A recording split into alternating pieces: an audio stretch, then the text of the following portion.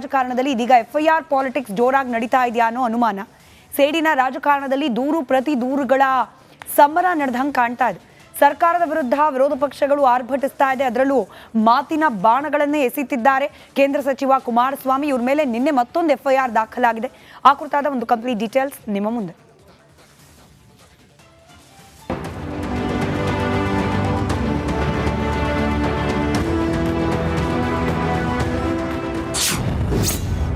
ರಾಜ್ಯ ರಾಜಕೀಯದಲ್ಲಿ FIR politics. Kumaraswamy versus Vijay Tata. ಕೇಂದ್ರ ಸಚಿವ HD ಕುಮಾರಸ್ವಾಮಿ ವಿರುದ್ಧ ಉದ್ಯಮಿ ವಿಜಯ್ ಟಾಟಾ ಜೀವ ಬೆದರಿಕೆ ಆರೋಪ ಮಾಡಿದ್ದಾರೆ. ನಿನ್ನೆ ಅಮೃತಹಳ್ಳಿ ಠಾಣೆಗೆ ಈ ಬಗ್ಗೆ ವಿಜಯ್ ಟಾಟಾ ದೂರು ಕೊಟ್ಟಿದ್ರು. 50 ಕೋಟಿ ಹಣಕ್ಕೆ ಡಿಮ್ಯಾಂಡ್ ಮಾಡಿ ಬೆದರಿಕೆ ಹಾಕಿದ್ದಾರೆ. 2018ರಿಂದ JDSನಲ್ಲಿ ಗುರುತಿಸಿಕೊಂಡಿದ್ದು ಟಾಟಾ ಹೇಳಿದ್ರು. ಈ ಸಂಬಂಧ ಪೊಲೀಸರು ದೂರು ದಾಖಲಿಸಿದ್ರು.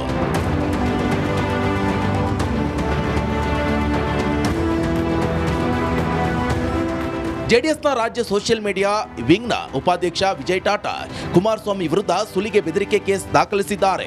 ದೂರಿನ ಆಧಾರದಲ್ಲಿ BNS ಸೆಕ್ಷನ್ 308(2) ಸುಲಿಗೆ ಜೊತೆಗೆ BNS ಸೆಕ್ಷನ್ 351(2) ಜೀವ ಬೆದರಿಕೆ ಅಡಿ FIR ದಾಖಲಾಗಿದ್ದು A1 ರಮೇಶ್ ಗೌಡ ಆದರೆ A2 ಕುಮಾರಸ್ವಾಮಿ.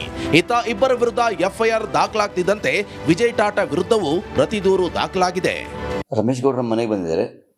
ಲಾಸ್ಟ್ ಮಂತ್ ಬಂದಿದ್ದಾರೆ. ಬಂದು ಈ ಥರ ಅವರು ನಿಖಿಲ್ ನಿಂತ್ಕೊಳ್ತಾ ಇದ್ದಾರೆ. ಚನ್ನಪಟ್ಟಣದಲ್ಲಿ ಟಿಕೆಟ್ ಕನ್ಫರ್ಮ್ ಆಗಿದೆ, ಅದಕ್ಕೆ 50 ಕೋಟಿ ಬೇಕಾಗತ್ತೆ ಅಂತ ಅಂದರೆ ಸಡನ್ನಾಗಿ ಮಾತಾಡ್ತಾ ನನಗೆ ರಮೇಶ್ ಗೌಡರು ಒಂದು ಫೋನ್ ಮಾಡಿ ಕೊಟ್ಟರು. ಅದರಲ್ಲಿ ನಮ್ಮ ಕುಮಾರಸ್ವಾಮಿ ಅವರು ಮಾತಾಡಿದರು.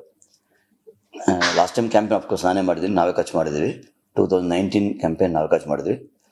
ಇದಕ್ಕೆ ಇದು ತುಂಬ ಇಂಪಾರ್ಟೆಂಟು, ಪ್ರೆಸ್ಟೀಜಿಯಸ್ ಟಿಕೆಟ್ ಟೈಮ್ಗೆ. ಆಮೇಲೆ ನಮಗೆ 50 ಕೋಟಿ ಅರೇಂಜ್ ಮಾಡಿಕೊಡಿ ಅಂತ ಹೇಳಿದ್ದಾರೆ. ಆರೋಪ ಸರ್, ಅದು 50 ಕೋಟಿದು ಆರೋಪ. ಅದಕ್ಕೆಲ್ಲ ಉತ್ತರ ಅವೆಲ್ಲ ಬೇಡ ಸರ್. ಕಂಪ್ಲೇಂಟ್ ಎಲ್ಲ ಕಂಪ್ಲೇಂಟ್ ಆಗಿದೆ ಕೋರ್ಟ್ಗಳಲ್ಲಿ. ನನಗೇನು ಸಂಬಂಧ? ಯಾರು ಅವನ ಬಗ್ಗೆ ನಾನೇ ಚರ್ಚೆ ಮಾಡಲಿ?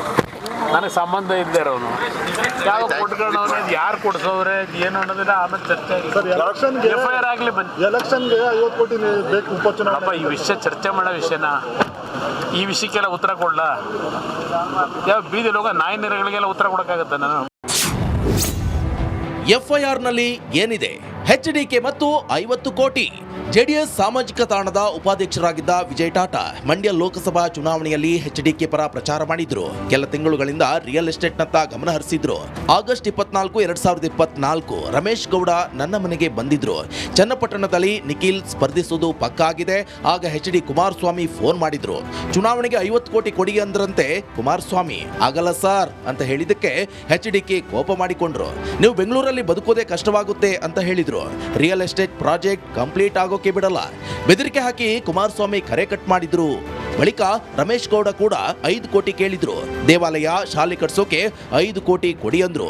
ಯಾವುದೇ ಕಾರಣಕ್ಕೂ ಆಗಲ್ಲ ಅಂತ ಹೇಳಿ ಕಳಿಸಿದೆ. ವಿಜಯ್ ದೂರು ಆಧರಿಸಿ FIR ಈಗ ದಾಖಲಾಗಿದೆ. Ramesh Gowda A1 ಆರೋಪಿಯಾದರೆ HD Kumaraswamy A2 ಆಗಿದ್ದಾರೆ.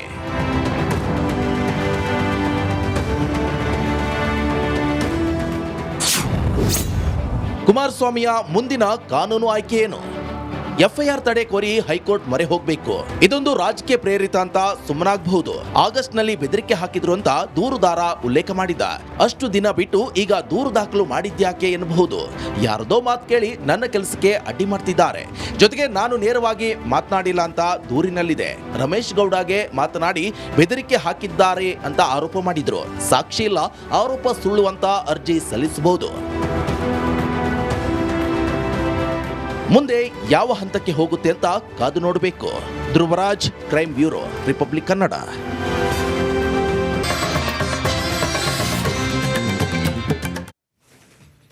Welcome back. ತಿರುಪತಿ ತಿಮ್ಮಪ್ಪನ ಅನೇಕ ಕುತೂಹಲಕಾರಿ ಅಂಶಗಳನ್ನು ವರದಿಯಾಗಿ ನಿಮ್ಮ ಮುಂದೆ ಪ್ರತಿದಿನ ಬಿಗ್ ಮಾರ್ನಿಂಗ್ನಲ್ಲಿ ಪ್ರಸಾರ ಮಾಡಲಾಗ್ತಾ ಇದೆ. ಈಗ ದಸರಾ ಸಂಭ್ರಮ. ದಸರಾ ಅಂದಾಗ ನೆನಪಾಗೋದು ಮೈಸೂರಿನ ರಾಜವಂಶಸ್ಥರು. ಹಾಗಾದ್ರೆ ಮೈಸೂರಿನ ಅರಸರಿಗೂ ತಿಮ್ಮಪ್ಪನಿಗೂ ಇರುವ ಸಂಬಂಧ ಏನು? ಆ ಕುರಿತಾದ ಒಂದು ಇಂಟ್ರೆಸ್ಟಿಂಗ್ ವರದಿ ಇದೆ, ಗಮನಿಸಿ.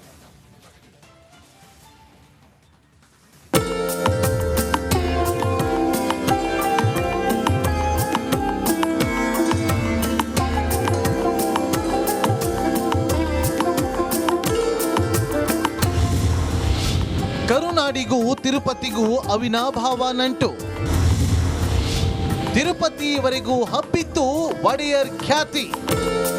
ವೆಂಕಟೇಶ್ವರನಿಗೆ ಮೈಸೂರಿನ ಮಹಾರಾಜರು ಪರಮ ಭಕ್ತರು. ದೇವಾಲಯದ ಅಭಿವೃದ್ಧಿಗಾಗಿ ಮಹಾರಾಜರು ಅತ್ಯಂತ ಭಕ್ತಿ ಭಾವದಿಂದ ಕಾಣಿಕೆಯನ್ನ ಸಮರ್ಪಿಸುತ್ತಿದ್ದರು. ವೆಂಕಟೇಶ್ವರ ಸ್ವಾಮಿಯ ಮೂಲ ವಿಗ್ರಹದ ಜೊತೆಗೆ ಉತ್ಸವ ಮೂರ್ತಿಗಳಿಗೆ ಪ್ಲಾಟಿನಂ, ಬಂಗಾರ, ಬೆಳ್ಳಿ, ವಜ್ರ, ಪಚ್ಚೆ, ಹವಳದಿಂದ ಮಾಡಿದ ಅತ್ಯಮೂಲ್ಯ ಆಭರಣಗಳನ್ನ ನೀಡ್ತಾ ಇದ್ದಾರೆ.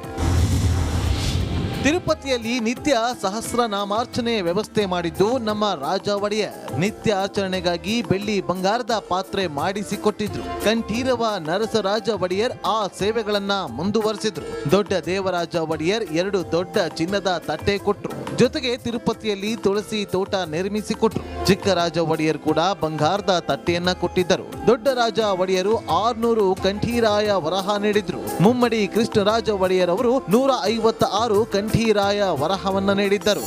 ಶ್ರೀ ರಾಜ ಒಡೆಯರ್ರವರು ಶ್ರೀ ವೆಂಕಟೇಶ್ವರ ಸ್ವಾಮಿಗೆ ಪರಮ ಭಕ್ತರಾಗಿದ್ದರು. ಅಷ್ಟೇ ಅಲ್ಲದೆ ಅಲ್ಲಿ ವಿಜಯನಗರ ಕಾಲದ ನಂತರ ನಿಂತು ಹೋಗಿದ್ದ ಅನೇಕ ಪೂಜೆಗಳನ್ನು ಅವರು ಆರಂಭಿಸಿದರು. ಅದರಲ್ಲಿ ಮುಖ್ಯವಾಗಿ ತಿರುಪತಿಯಲ್ಲಿ ಇವತ್ತಿಗೂ ಕೂಡ ಸಹಸ್ರನಾಮಾರ್ಚನೆ ನಡೀತಾ ಇದೆ. ಅಂದರೆ 1000 ಹೆಸರುಗಳನ್ನು ವೆಂಕಟೇಶ್ವರ ಸ್ವಾಮಿದು ಬೆಳಿಗ್ಗೆ ಮತ್ತು ಸಾಯಂಕಾಲ ಮಾಡಲಾಗುತ್ತೆ. ಅದಕ್ಕೆ ಅರ್ಚನಾ ಸೇವೆ ಅಂತ ಕರೀತಾರೆ. ಇವಾಗಲೂ ಕೂಡ 1008 ಹೆಸರುಗಳನ್ನು ಹೇಳೋ ತನಕನೂ ಅವನ ಪಾದಕ್ಕೆ ತುಳಸಿಯನ್ನು ಹಾಕ್ತಾ ಇರ್ತಾರೆ. ಆ ಸಮಯದಲ್ಲಿ ದೇವರನ್ನು ನಾವು ಆನಂದಿಸಬಹುದು.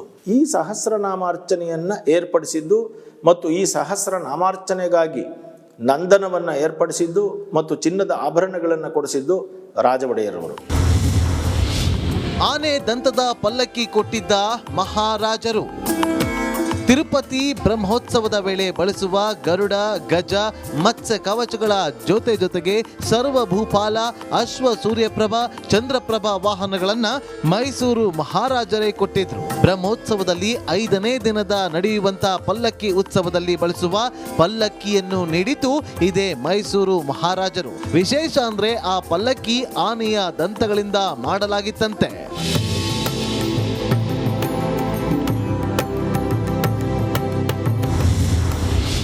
ದೀಪಾರಾಧನೆಗೆ ಸಂಸ್ಥಾನದಿಂದ ಎಣ್ಣೆ ಪೂರೈಕೆ.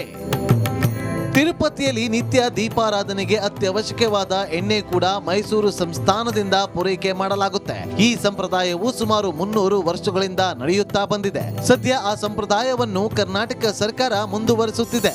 ಮೊನ್ನೆ ಅರ್ಚಕರು ಹೇಳ್ತಾ ಇದ್ರಂತೆ, ತಿರುಪತಿಯಲ್ಲಿ ಅಲ್ಲಿರುವಂತಹ ನಂದಾ ದೀಪ 7 kg ತುಪ್ಪ ಹಿಡಿಸುತ್ತೆ. ಆ ದೀಪ 7 kg ತುಪ್ಪ ಅಂದರೆ 7 kg ತುಪ್ಪ ಒಂದು ಸಲ ಹಾಕ್ಬೋದು ಅಂದರೆ ಅದೆಷ್ಟು ದೊಡ್ಡ ದೀಪ ಅನ್ನೋದನ್ನು ನೀವೆಲ್ಲ ಯೋಚನೆ ಮಾಡ್ಕೋಬೋದು. ಒಂದು ಸಲ ದೀಪ ಹಚ್ಚಿಸ್ಬಿಟ್ರೆ ಭಾಳ ದೀರ್ಘಕಾಲವಾಗಿ ಅದು ಉರಿತಾ ಇರುತ್ತೆ. ಅದನ್ನು ನಂದಾದೀಪದ ವ್ಯವಸ್ಥೆ, ಅದನ್ನು ಅಖಂಡ ದೀಪ ಅಂತ ಕರೀತಾರೆ. ಅದನ್ನು ಮಾಡಿದ್ದು ಮುಮ್ಮಡಿ ಕೃಷ್ಣರಾಜ ಒಡೆಯರ್ರವರು. ಒಡೆಯರ್ ಹೆಸರಲ್ಲಿ ಪ್ರತ್ಯೇಕವಾದ ಅರ್ಚನೆ. ತಿರುಪತಿ ದೇವಾಲಯದ ಅಭಿವೃದ್ಧಿಗಾಗಿ ಮೈಸೂರು ಮಹಾರಾಜರು